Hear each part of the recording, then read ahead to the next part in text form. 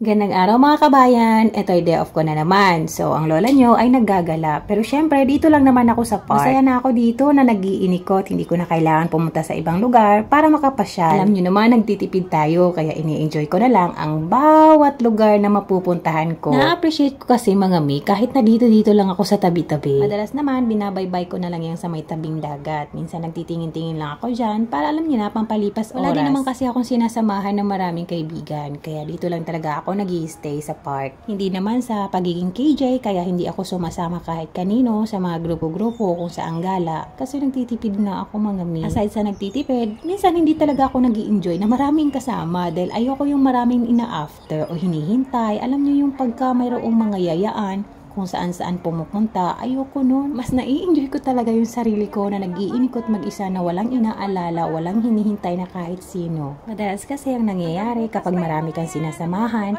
kapag ang isa may gustong puntahan tapos ayaw mo, minsan makukompromeso ka. Minsan mahihiya ka naman tumanggi dahil ayaw mong ma-offend sila. Dahil di ba nga ganun ang pakikisama? Kaya ako, umiiwas ako sa maraming pinapakisamahan para iwas conflict. Okay na ako sa kaibigan ko ang lahat. Ang mahalaga, wala tayong naaabalang tao, walang nakukompromeso, at the same time, free tayong magdesisyon kung anong mga gusto nating gawin. Kaya sa mga nandito sa Hong Kong, nasa sa inyo pa rin naman yan kung anong gusto nyo gawin kapag day off nyo, free nyo naman yan. Kayo pa rin na magde-decide sa mga gusto nyo gawin at sa mga taong gusto nyo samahan.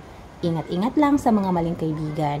Marami yan dito, alam ko. Lalo na sa mga baguhan, tulad ko noon, nung ako'y bago pa lang, nakikiramdam talaga ako sa mga taong gusto kong samahan. Naranasan ko na rin naman kasi yung sumama sa mga kabayan natin, na kapag nagyayayaan, minsan nahihiya kang tumanggi, lalo kapag napasarap na yung usapan nyo, at parang nag-i-enjoy ka na rin nakasama sila. Kaya iniiwasan ko talaga na ma-attach sa mga kasama. Minsan, mahihirapan kang tumanggi, makapapa-oo ka na lang bigla. Tapos syempre, kapag nakapag-oo ka, parang ang hirap ng bawiin.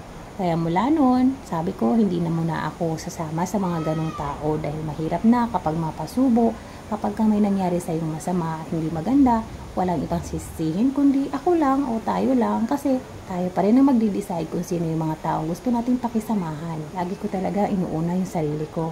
Sabi nila, huwag kang makasarili, hindi naman sa pagiging makasarili. Kailangan talaga natin unahin ang sarili natin bago ang iba. Dahil pumunta naman tayo dito para magtrabaho, hindi para makisama sa ibang tao.